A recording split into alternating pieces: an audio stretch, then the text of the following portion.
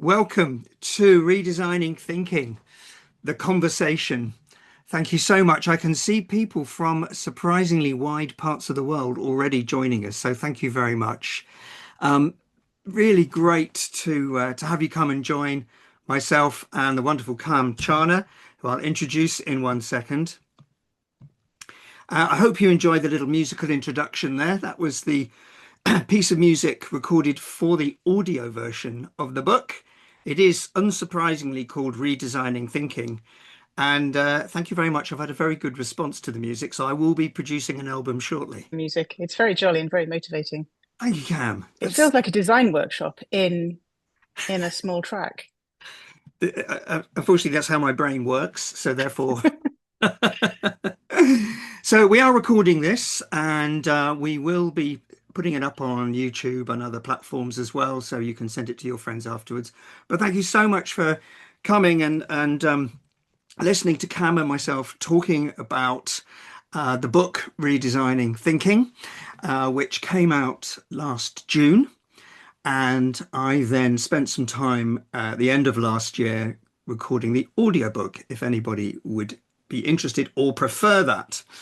Apparently, 30% of people on audiobooks have the book as well, which is an interesting phenomenon I didn't know about. But since the book was launched, I realize I've had time and especially reading the book, which is a very interesting experience, to reflect. And I thought it would be interesting to invite some eminent people, people who've inspired me, people who are in the book even, to talk about the topics that I cover in Redesigning Thinking. And I could think of nobody better to kick this off than Kam Chana. Hello, Kam. Hello. Cam and I go back quite a way. We actually both worked at Barclays, though we didn't know each other at Barclays, I don't think. I then met Cam through her work at Temenos, where she was the global head of innovation in a very tech environment in financial services.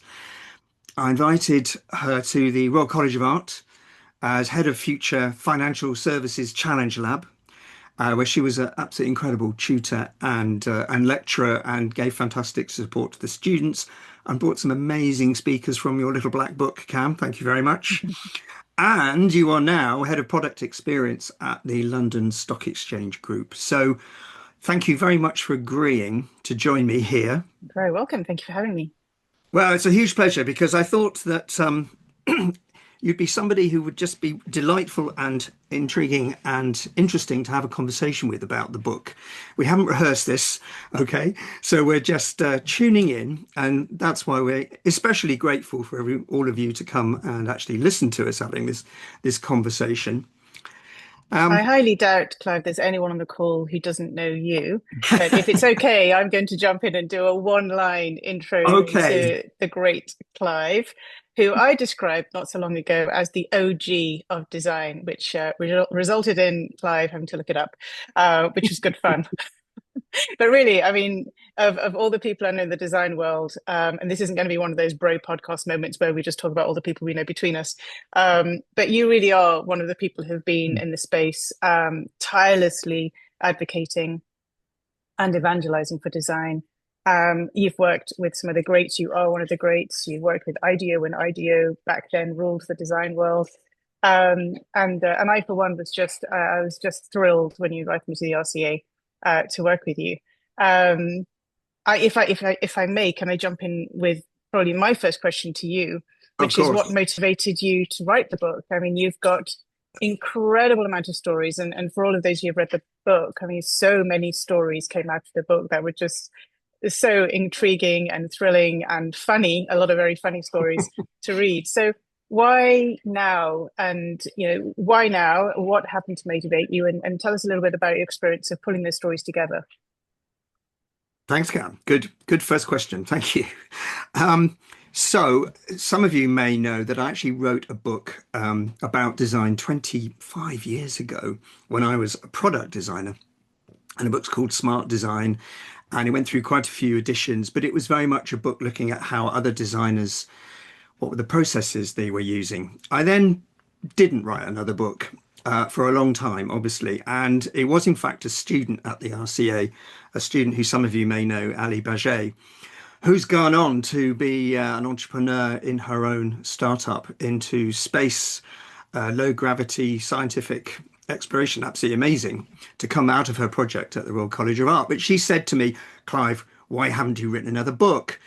Which made me feel guilty, and therefore I thought I ought to look into this. And I started writing a book that came from the experience I was having with executive education. I'd set up an executive education course at the Royal College of Art for outsiders, anybody, normal people.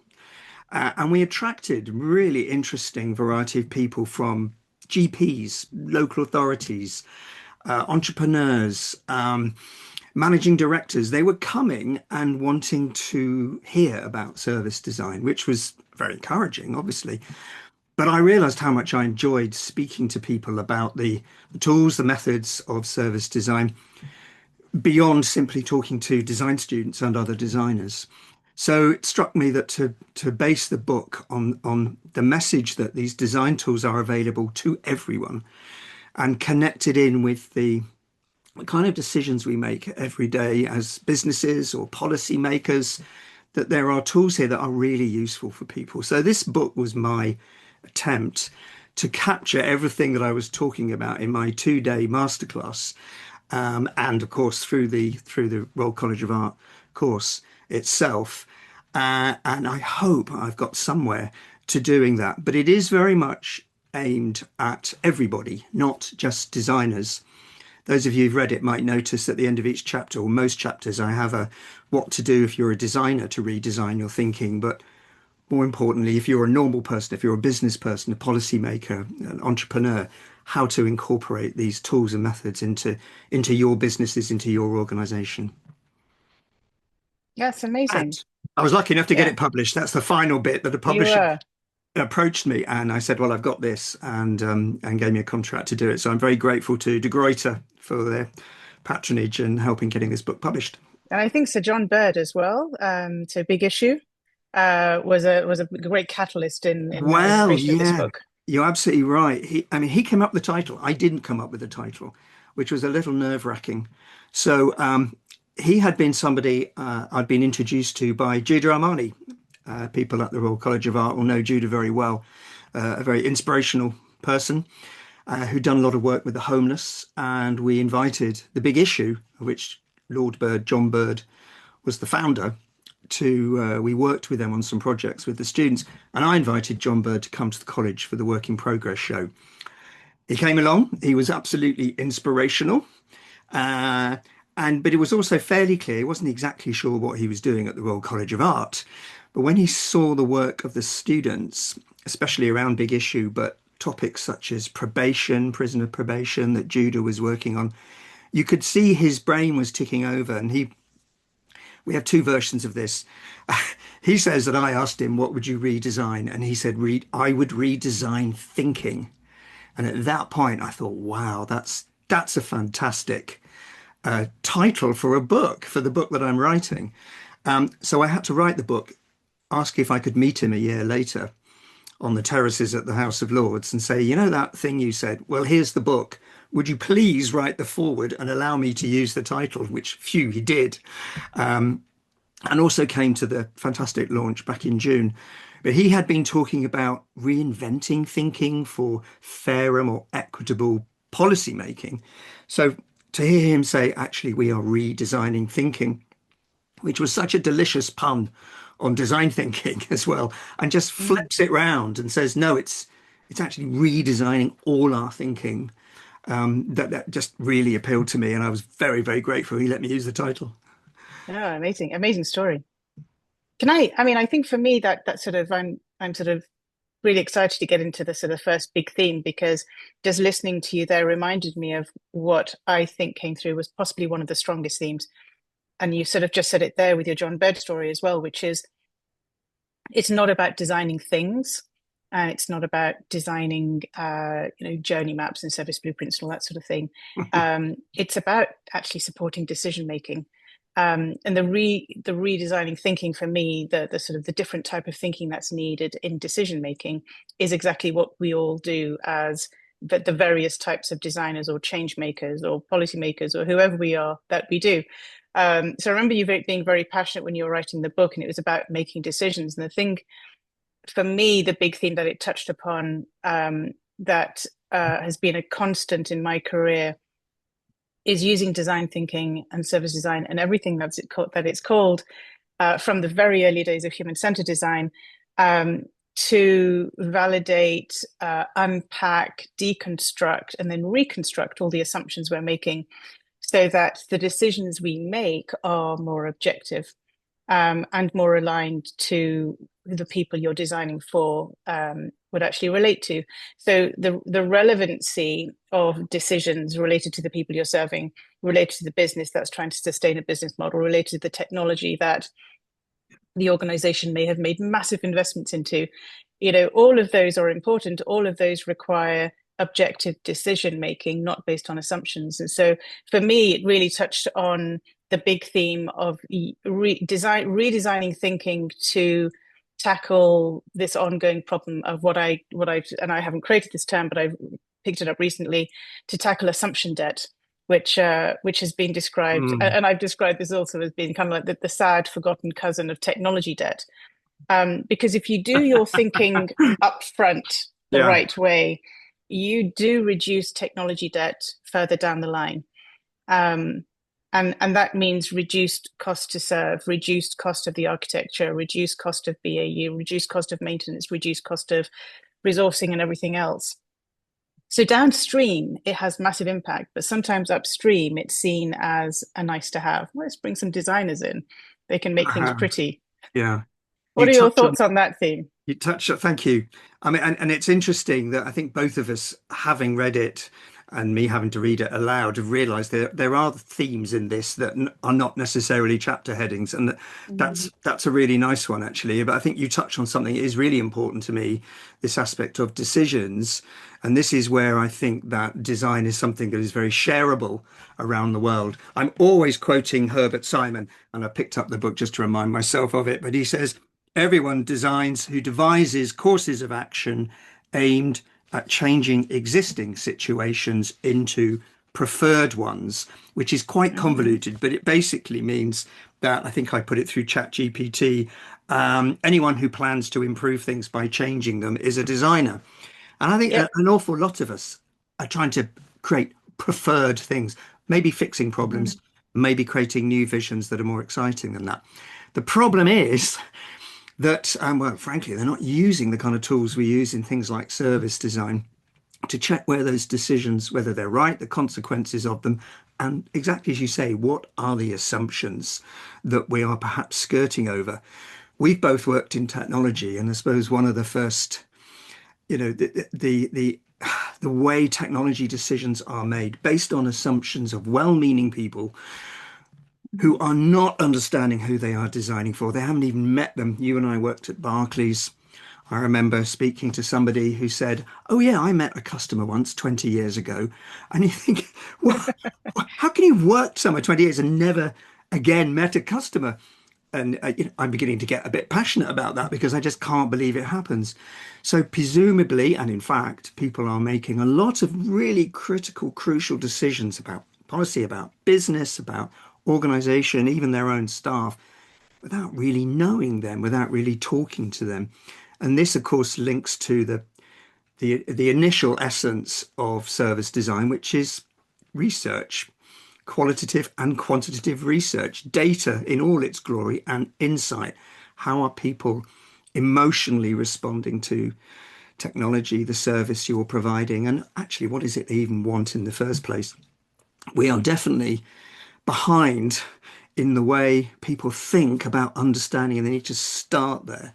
People tend to solutionize with visions of the customer that is sort of a version of themselves. Mhm. And that's the kind of thing that drove me to write the book because I think it's just wrong and it can be very dangerous and expensive mistake. Oh, hugely expensive. And I think there was something in your book that you touched on very lightly, but I think it's an important observation and insight, which is that often there's no malice, there's no Mm, bad politics. It's not people are stupid. It's not people just don't know. It's people know what they know, and we're all in organizations. We're expected to know a lot.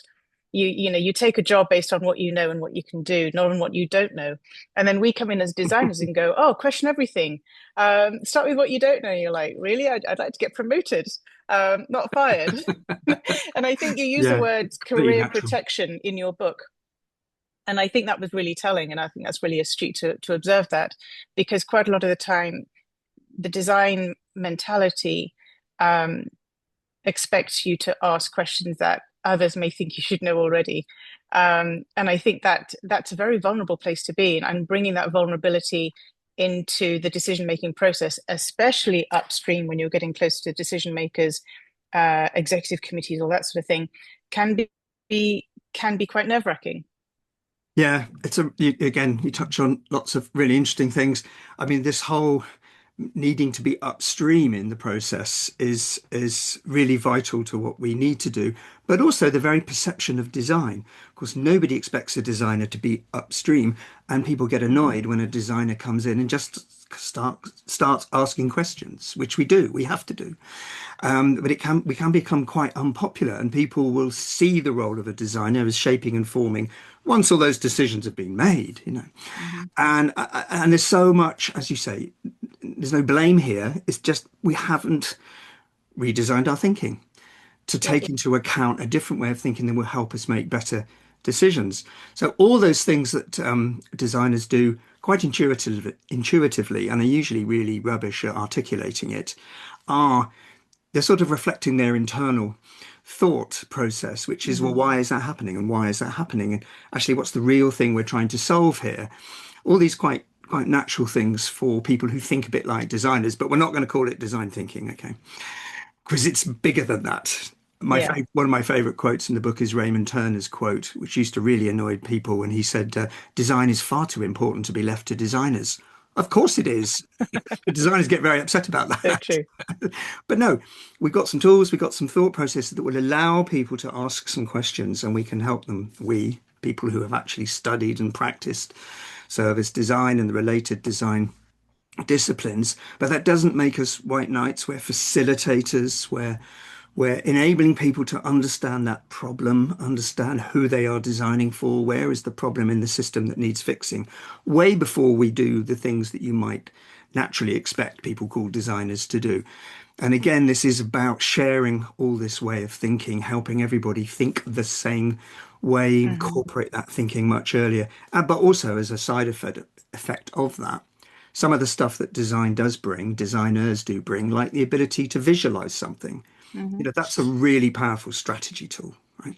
Not just something you do before you press the build it button. Okay. And so getting that real integration of thinking across people who've got to make big economic decisions, big policy decisions, big commercial decisions, whatever they might be, integrating design into that process is my ultimate ambition, I think. No, it's good ambition. I'm right behind you. I think if I may share, just on the note of bringing that sort of design thinking upstream, redesigning thinking upstream, I'm curious to know what your experience has been like bringing it to the board table and what that requires. Just to share my experience of that Mm, has been largely around alignment, which we've talked about, aligning what customers need, not what customers want, but also aligning what the business needs to stay profitable, and whether that's a profit based or a non-profit based business, every business needs to sustain its entity as an organization. So the viability is important for every organization. You cover this in a lot of detail in your book, which I love, using the sort of the Venn diagram, the DVF model, yeah. and then the technology feasibility, and all of those have to be aligned. I think one of the things that I found moving the conversation upstream to the board table has been using the language of the business, but using the language of senior leadership, which is increasing confidence, reducing the risk of downstream assumptions and the assumption debt and technology debt and so on. And I think when we start using that language, then I think design thinking and everything that our tool set and our ways of working can bring to an organization starts to be recognized as delivering more value than just, and you'll do some wireframes at the end. Do you find the Yeah. same? And are there any real world experiences you have where design has delivered to move the needle, if you like, at the Yeah. boardroom level? Yeah, so I mean, you and I have both worked for big bad organizations, and it's a real struggle. And I work with Anya Kluver in a training organization called Now Next, and we are constantly in big organizations with really difficult problems, and people not understanding the service design team, or people throughout the organization not really treating it with any respect at all, which is really disheartening for people. And by the way, I'm very thank you for liking chapter two. When I had to read the book, I thought chapter two was so boring, but it Oh, I is the loved it. chapter with that stuff in it. So Yeah, good. yeah, exactly. I keep saying to people, get into chapter three. It's much funnier. If nothing else, it's reaffirming that we are heading down the right track here. It's all good. Yeah, well, good. And also I think it's not always expected that designers do want to balance that. The aim of design is to be balanced with economic and Yep. sometimes that Venn diagram says technology. Sometimes I prefer it to say things like just general capability to deliver Mm. something. How do you make it Not always happen? technology. How do you Mm. make it happen? Yeah, exactly right. And therefore, I'm beginning to skirt into leadership here as well. I think that when you do find yourself in those situations, you have to work out what your strategy to get it to the boardroom is. It's true, language is definitely very effective. I think also, I mean, I always say if you want to be a designer, you need to be empathetic, and everyone assumes that's Mhm. just empathetic to customers, end customers. But actually, you need to be empathetic to the person who has no idea what you do and doesn't understand why you're even in the room. And we do have to see it from their point of view. I'm not sure Mhm. I've always been empathetic to them. Sometimes I've been quite bad-tempered about it. But over time, you realize you've got to take them on the journey. You've got to help them look smart and succeed. Mhm. And we're not taking credit for it. It's a collaborative effort. I mean, there's a number of answers to your question, but certainly bringing people into this process of creating new services or products, whatever it is, very early on, I think is massively helpful, and not just sort of hiding in a back room and saying, "Da-da," that never works. The other thing I would say is that its numbers and its impact and it has to be measurable. And where I've had success has been where I've collaboratively solved a problem that wasn't being solved before, and there's a measurable uptick, and everyone looks Mhm. your way then. You know, Mm. you have to prove your case. I think those designers, and I've done it myself, who just put a sign up saying, "Hey, I'm a designer, I'm good for you." You don't get very far that way. We do need to listen, to observe, to have empathy for the organizations, any kind of organization we're in, and understand how the where is the value in the things, where is the value in all this stuff in this book. That's what I'm Mm. trying to do. I'm trying to say this is here not because it's a nice to have, it's really valuable and you can use it. This isn't some closed syndicate. Okay. Mm. And some designers might not like that, by the way, and there is magic and mystery in lots of design, but not in these processes that I'm talking about here, not in service design, which I think is about facilitating change in a meaningful and impactful and therefore measurable way. And in my experience, that's how I managed to put my toe in the door of I have to say, I have to add as well that the wind is behind us a lot more than it used to be. I mean, the whole Mhm. digital transformation, you'd be pretty unwise to do a piece of digital transformation without some brilliant UX people, without some, user testing. I Mm. hope. I mean, I think if you didn't do that, people understand now that would fail. And it does fail. And AI is failing at the moment, by the way, because they're not doing that. Um, Mhm. but there is a much greater understanding that design isn't just prettifying things, but we need to keep going. It's still a small chink. I really should have turned my notifications off, shouldn't I? Sorry about It's okay. I think there was something really interesting in what you were just saying, and it sort of talks about that balance between facilitating and doing. And I that. think it's very clear in your book that whatever we call ourselves, we do both. Um, and there is a lot of facilitation, a lot of collaboration, a lot of alignment, a lot of enablement, and all of those good words. Um, but again, one of the big themes that came through for me in your book was the power of the new thinking. So there's taking all of our existing thinking and realigning it and objectifying it and all the rest of it. But then there's the insight that comes out of the work that we do, particularly upstream in the research phase and discovery phase, where we park all our assumptions and we go out to Mm. explore what we don't know. And I think for me that came through in your book as being quite a powerful moment where we can actually contribute something new to the conversation rather than just Yeah. reorganize existing thinking. So the newness for me is also very powerful. Yeah. So, well, a couple of things. First of all, thank you, Monica, for your question. We'll come back to the questions. Please, if anybody wants to leave any questions, do that. We'll have time at the end.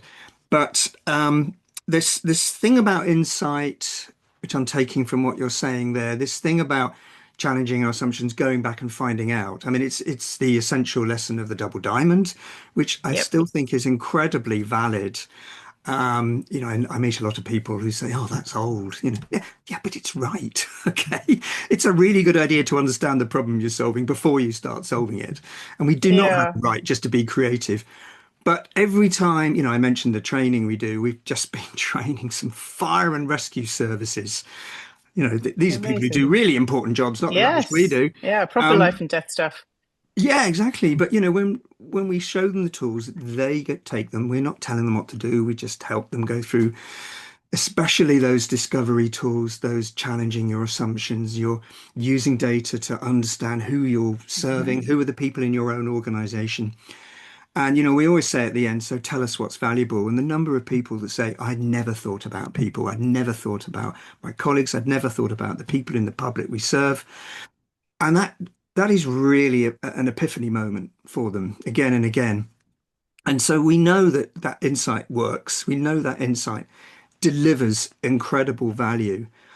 And I'm mindful of some of the examples I put in the book. The one that I always talk about, and apologies to those who've heard this story a million times, is about how insight gives you the solution, actually.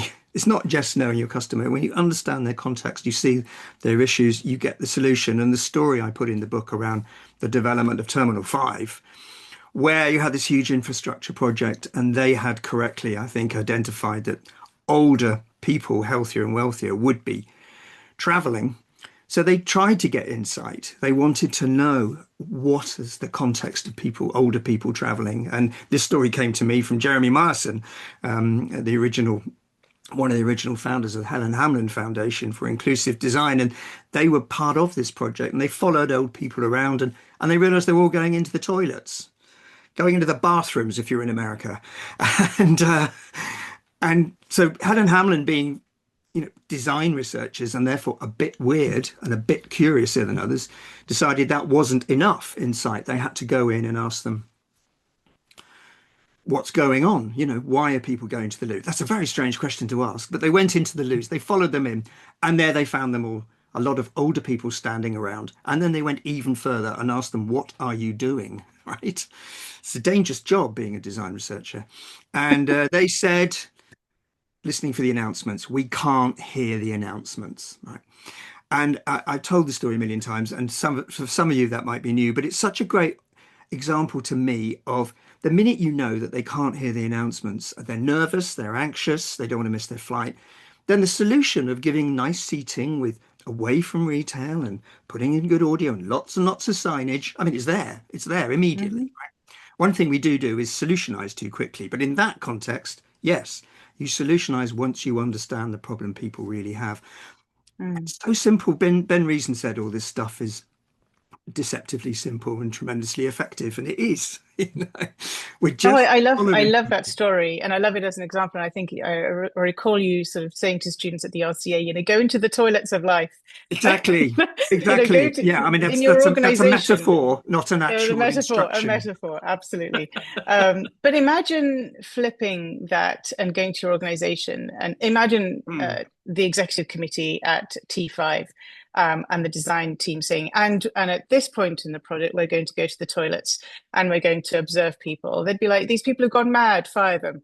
And I think that's part of the challenge, which again you talk about sort of trusting the process. Um, and I always used to say to students who are, I'm a big fan of the double diamond, but only because I've learned how to work with it, not be not to have it be the master of me, but me be the Yeah, master of it, exactly. Yeah. and use it to meet my end outcome, which is more confidence in our decision making. Um, and I think we need to have more faith and certainty, and kind of just know that as we go through the process, the solutions will start to appear, and they may not be what you originally thought they were. And I don't think we give that enough space. And I think that comes through strongly in your book, which is why, again, why I love reading that story.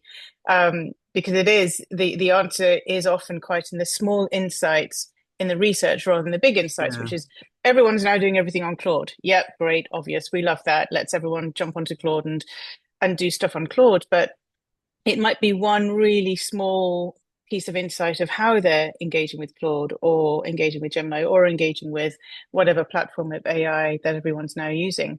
The assumption that everyone is using AI from a small free format chat window. I sometimes sit back and go, who made that decision? Oh Or, my goodness. or was that accidental? Don't get me going. I cannot. That's my job, Clive. That's my Oh job yeah, to get that's you why you're going. here. Of course, of course. Wait, no, gosh, there's quite a lot in that. See, the But it's first I thing, mean, the reason I asked that, Clive, yeah, it's impossible to have conversations now without really talking about AI. And I think there's so much value in yeah. your book. How can we take some of that and start to apply it to what we're currently doing with the world, the giddy world of AI? Mm, mm. Well, first of all, back to the start of your question, I wouldn't ask the senior stakeholders for permission to go into the toilets, but we do have a problem in buying that little bit of time and investment that you need to put in at the beginning. It comes back to a bigger topic, but the difficulty of getting people to approve a bit of research up front compared to the enormous cost of reworking when they deliver it and it's wrong. I mean, it's so flippin' obvious, isn't it? Mm. But every time I talk about research and insight, people say, "Oh yeah, our tech team just delivered a product," and I asked them to speak to the customers, and they didn't do it. And as a result, they're having to spend a year and six very expensive developers changing it because we got it wrong. I mean, that's the argument for design. It's a risk reduction process, and that's the Hmm. argument for getting that little bit of investment as you go Yeah. forward. Now, when we come to technology, I mean, I just think technology is continuously pushed out there. And, in my talks, I use loads of examples of technology that's been and gone. The Segway, what was the problem it was trying Mm. to solve again? Google Glasses. Was that that social friction of walking around with a camera on your glasses. Mind you, Ray-Ban's top-selling sunglass last summer is a sunglass with a camera in it Yeah. on a beach. Are you sure? No, I'm not sure. Anyway, I'm gonna answer your Me question. neither. And speech recognition. 20 years ago, we were doing speech recognition washing machines. I don't see that many of them at the moment. Um, but so suddenly AI's come and we can't ignore it. We can't just say it's like Segway. It isn't, of course. And it is actually, I think, amazingly popular. But we're working with companies who say, hooray, it's a chatbot for everything. Come on, really? Is that it? And Jeff Yeah. Morgan, who actually very kindly wrote a nice thing on the back of the book, the guy who invented the cabinet office in government, that Hmm. he went off to an AI exhibition, all these suppliers there, and all they had was chatbots. I thought there's just a massive lack of imagination going on here about how this is. I do think, and it's very interesting that and actually Anya Kluver as well are working in projects where we're being asked as service designers, as experienced designers, as people who understand journeys, how we can use the value of AI in a much more meaningful way beyond a chatbot. And I think especially with agentic AI emerging, and I'm lucky enough to be involved in a project where we're beginning to understand what that means. For those of you who are unsure, agentic AI is, we're used to AI, we ask it a question, it tells us. We ask it to do a picture, it does us a picture. Agentic AI is more like a very complex program of actions that it goes and does. And then you just have to monitor it basically, and hopefully be freed up to enjoy much better customer relations because you can be a human. Okay, and that's the balance we're trying to design, is the only word I can use. How do we harness all that power to actually help us be better humans and do better things?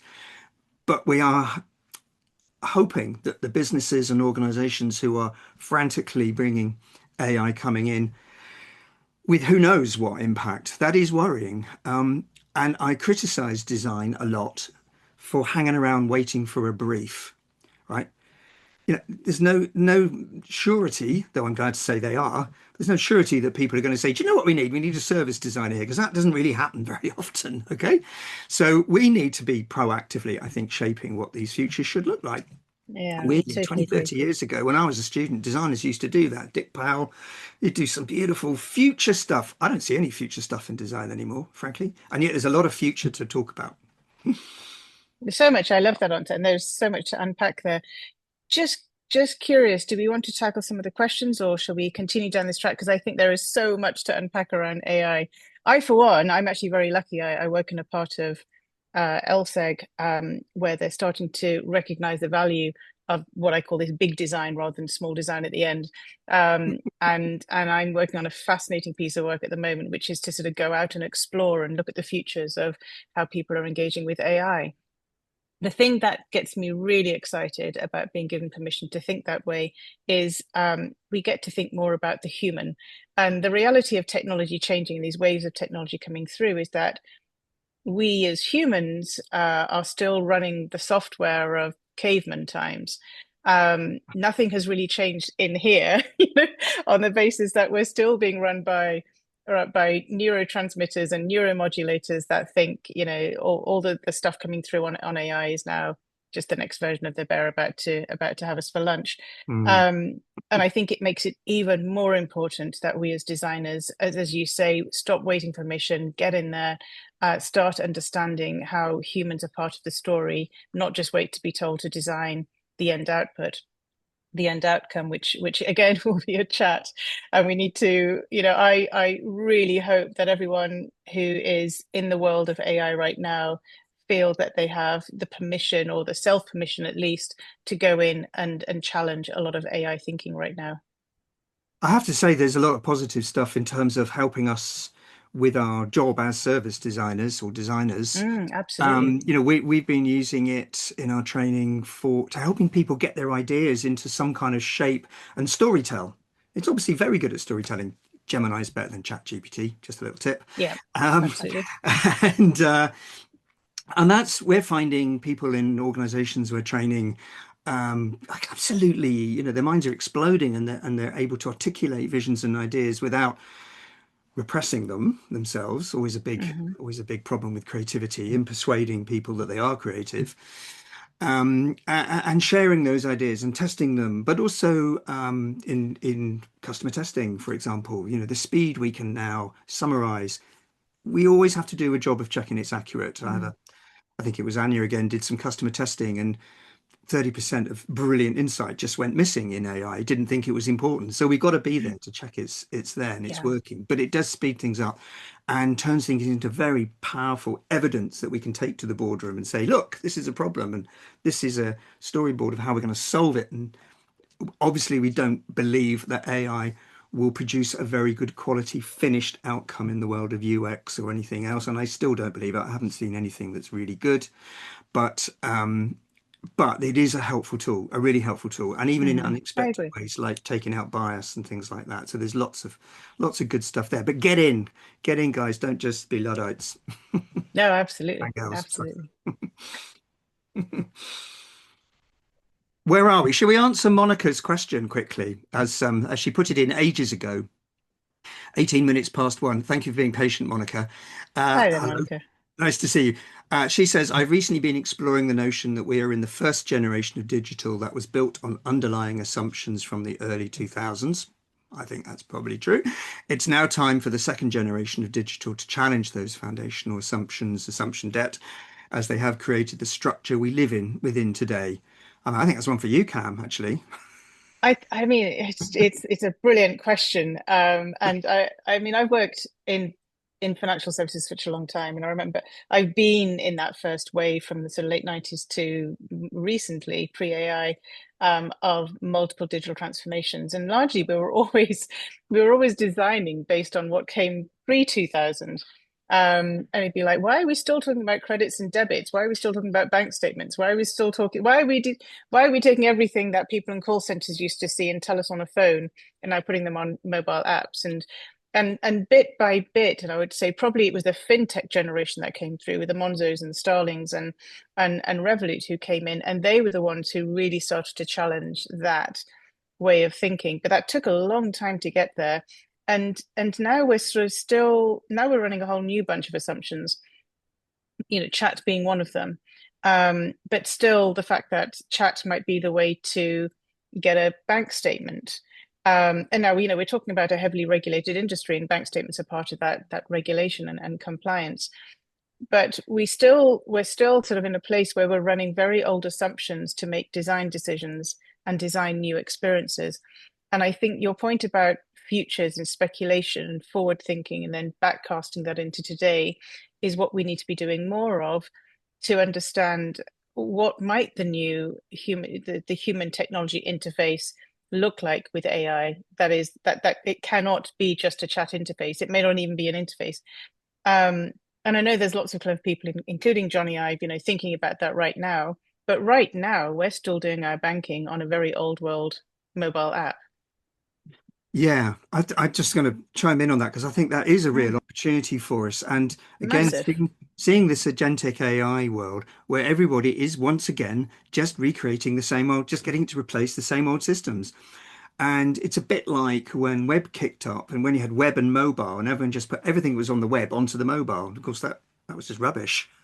You needed to think differently about it and redesign, in fact, your organization. And I've never known an organization that's even commissioned a website and not ended up redesigning their organization. But Yep. sometimes people try not to, and you can't. So there is an opportunity for especially those people who call themselves service designers. And of course, that's such a broad church now. Anyone who's got that organizational foot in the door, who's got that experience, but can use some of the tools that we're talking about here, some of the Hmm. behaviors, the curiosity to go into the toilets and the courage to tell your colleagues and the collaboration to put it right. That's the opportunity for service designers to make sure this stuff actually works well for humans as well as business. Mm. And I really do encourage you all to get stuck in there. Anyone has any other questions? Oh, we got another question popped up actually. Should we answer that? Now, Miguel. Hi, Miguel. How will AI help redesigning thinking as particularly design thinking as AI helps augment exponentially our humble human thinking? Would love to hear if there's time. Yes. Well, I think I get what you're saying that it sort of augments exponentially. Yes. Um, First answer is what does that free us up to do more? I mean, there's no question we spend far too much time, I don't know, answering emails, going to meetings, frankly, not being creative. One of the things, one of my rules of creativity, and let's just remind ourselves there's a lot of problems to be solved, and therefore we should be more creative, even if they're tiny things, and sometimes they're big future challenges. So we definitely need to have more time for creativity in our businesses, in our Mm. organizations. But my first rule is stop doing business as usual because it can soak your entire life up. Now, here comes AI, in one sense, removing some of that grudgery that perhaps people are hiding behind. I hope not. But I would certainly say at one level, there's the opportunity to really maximize our creativity and work and spend a lot more time thinking about bigger problems and using AI to help us. I was on a podcast the other day where somebody said, yeah, but there's more to it than that, isn't there? AI could really, as you say, exponentially increase our ability to do a lot more. I don't know that we yet know what that's going to look like. And I think Yeah. but maybe you do, Cam. I don't know, but your this conversation is sort of in a way helping crystallize my thinking because I have a team right now and we're exploring using AI, and it's like, well, what are we using it for? And or it's there's a lot of things that we can do. We can stop being in meetings talking about meetings for starters. We can all the sort of the drudgery of planning and mobilizing, getting things set up. I think you can make all of that faster and more streamlined. But honestly, I think if the biggest danger of AI is doing the wrong thing faster with more velocity at bigger scale, maybe where AI can help us is to spend more time thinking about the biggest point of intervention that will have the biggest impact and then validating that, like Yeah. working with us to validate, if we change this one thing that will have the biggest impact, now go off and scale it, now go off and put all of your AI engineering genius on it, because we've got higher confidence that this is the right thing to either fix in existing journeys or augment in existing journeys as well, or brand new things that we need to go out and build because they're brand new opportunities for brand new ways of working. So I think in many ways it can help for our quality of thinking, and our synthesis, Mhm. more so than it can help us do more things in less time. That's really good. Yes, you're crystallizing my thinking as well, Cam. So that's why Good, we're good, doing good. this, isn't it? There's Exactly. something, I've got my eye on the clock, and I realize most of you will be finishing your Yeah. lunch around about 2 o'clock. And we were sort of loosely, we didn't rehearse, but we loosely structured, and we've sort of almost kept to it, which is great. Thank you, Cam. But we were going to take at the end of this a little bit about what for the future, and frankly, I was going to talk about AI. But if it's okay with you, Cam, I've sort of there's something about this conversation that's led me somewhere slightly differently, which is Sure. surely creativity is the great strength we have here. And just as you're saying there, it helps us deliver, it helps us understand, it helps us in so many ways. But that spark of creativity is still, I think, an essentially human thing, and we should invest in it more and more and more. The tiny amount of time that we spend being creative, as I was saying just now, because we're too busy doing all this other stuff. But I am a really great believer in creativity, and I'm just going to segue this into one of the other wonderful jobs I have, not really a job. I'm a trustee at the Design Technology Association, who have supplied materials for primary and secondary schools in education for the last 15 years because it was taken out of the curriculum. All right. Now it's coming back, and I'm delighted it is. Not all politicians agree with that, but strategically for humankind and for our future workforce, that right, not workforce, that's not the right term at all. Young people who right now, there's a million of them out there without jobs or in training or anything. Creativity, design, the stuff we're talking about here is at the heart of entrepreneurship. It's at the heart of having agency over your own world. I really believe this. I think if kids and their parents understood that creative industries are not a cul-de-sac to no job, and in fact, in this age of AI, I think you've got a much better chance of thriving than you have if you're a lawyer or a software coder, because those jobs probably will go. All right. Please disagree in the questions. But but I do think that we need to be really conscious that creativity is not a little club we're part of. It's something that everybody has. And I would really, my next big hope is that we can persuade society and show that creative children and young people have so much potential in them to actually change the world. If you look back through my life, I don't know, the music phenomenon that came out in the 60s and 70s, a lot of unemployed art college types who turned a massive industry into something that nobody asked for and we all thought was going to be American. Uh, it's maybe not the best example, but then obviously coding and technology is at the heart of, certainly in the UK and Europe, as well as, well, the heart of everything. You see it in India and China and America. It's a global phenomenon, but that creativity to know what to do with it and the design skills to deliver it in a human way. I think that's our great hope and our great direction, but it's not going to happen unless we push for it. I So, agree. I agree entirely, and I think that there's such a massive opportunity. I'm curious to know from those who are listening if you agree. Is it creativity? Is it something else? What are you seeing out there as AI is coming in and we're all willing to use it, expected to use it? And we're all designers in large organizations like Miguel at JP Morgan. Um, where do we think it can have the biggest impact? Because I'm 100% with you, Clive, that I think what it's showing very quickly is that it's not about writing user stories. It's not about wireframes. It's not about service blueprints because AI can do that in a heartbeat. I think what this is going to force us to do as as creative thinkers, as designers. I mean, I didn't train as a designer. I was in product management and then got trained as a designer. But I think what it's going to force us all to do is consolidate our impact in that creative space, which is now let's really take a step back. Let's really understand all the assumptions. Let's really understand human behavior and the signals and trends that are coming through on a mass scale using AI to understand that. Um, and then really focusing in on where you can design to meet that the changes that we're seeing in society and technology and needs and wants and all the rest of it. For me, I think it's understanding humans even more.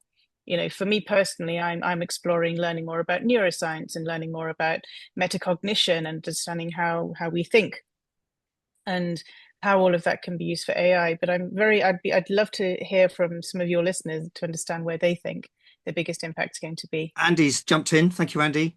I think people are afraid that AI is a replacement for human intelligence rather than an augmentation to what makes us human. Empathy, creativity, compassion. Bang on for me. Yes, Well, bang that's on. the headline, isn't it? Yeah. Yes, exactly. Yeah. But I think we have to play a role in helping the world realize that empathy, creativity, and compassion makes a difference. I do think people will make a lot of mistakes with AI. I do think a lot of businesses will go bust because they put all their money on that horse. And we've already, I mean, already there are some fairly apocryphal stories of people, companies, organizations, moving to AI and then quickly moving Mm. back again. And it's not meant to be Yeah. tennis, it's meant to be a new way of thinking, I think. But I think also there's some really lovely signals coming through to show that people are starting to think about compassion, empathy, and morality. So I think it was in the news this week that Anthropic have hired a Yeah. fabulous woman up in Scotland who has a background in humanities, not an engineer, not a technologist, not an AI aficionado. She's come from the world of humanities, and her job is to teach Claude how to be ethical, morality, to teach Claude Fantastic. how to have morals. And I mean, that was such a heartwarming story. And it was for me, such a positive story of my God, people are actually thinking about this and investing in it and making it happen. So I sense a small shift towards wanting to understand humans more rather Mm. than just invest more in the nuts and bolts of the tech. So, listen, I can see a couple of people are probably getting ready to make sure they have lunch or go back to their businesses. So, I'm going to round off. I'm happy to hang around afterwards if anyone wants to ask any questions, I think any there's more another one questions. posted from Miguel. Ah, aha. I still haven't experimented with AI for idea generation. AI today is sold to everyone to simplify tasks, labor intense tasks like comparing insurance quotes, writing summaries, but we still have to see idea generation AI outputs, particularly on the first diamond in design. Yeah, I think that's an Mm. interesting area. Absolutely. I know we are using lots of AI in the first diamond. I'm going to start to wrap, if that's okay, Cam. Yep, Because absolutely. I just want to say, um, well, a huge thanks to Cam, but also to all of you for coming in. There will be a recording. I'll send you all a link, and please do send it to your bosses and friends and family. And and of course, it'd be wonderful if you wanted to buy the book or wanted to listen to the audio book, which was one of the strangest experiences I've had. It is me reading it. And of course, I shall play the music in a moment when we get to the top of the hour, and or in a second, and you can hear the music one more time if you don't mind. And I will be back in the studio creating the Redesigning Thinking album. I'm delighted to say that De Gruyter, who've been fantastic partners in the publication of this, have now asked me to write another one. And its working title will be Redesigned Thinking, where I'm going to travel the world to find examples of where this stuff has really had impact, measurable success. So if you've got any examples, let me know. Wow. I Looking nearly forward to forgot that. to mention Project Love because you mentioned empathy and training Claude, and some of you will know that just over a year ago we wound up a project called Project Love, and I still have a charity running called Designing for Love. And we're waiting for funding. I'm not asking you for funding, but when we get it, we would like to bring designers together to continue that experimentation. And if anybody wants to look at the projectlove.com, you can. Bear with me. I'm going to put some links in the if I can find Just them. while you're doing that, I can fill the gap with highly recommend joining Project Love. It was a life affirming experience for me that there are people out there genuinely thinking about how to make life better for society as a whole rather than just themselves or small groups of people. And also, Clive, before we jump to your music, thank you so much for writing the book. I mean, I've thoroughly enjoyed reading it. I've learned so much more than I had before. It's sort of helps me remember some of the tools I'm not using, some of the thinking I'm not using. So for me, it's been a massive value add in my day-to-day life at work. Thank Oh, you. amazing. Thank you. People have said And lovely thanks things everyone for about joining. They say lovely things about the book, which has made me very happy. So, Cam, huge thanks for agreeing to do this. You've been You're very magnificent as welcome. usual. Very I'm going welcome. to stick the poster up because you don't want to see me and Cam dancing to the music, which we undoubtedly will do. And just say a huge thanks to all of you. For coming, and I'll send you the links because I haven't worked out how chat works in a webinar. So, anyway, here we go. Let me see. Have I got... Thank you.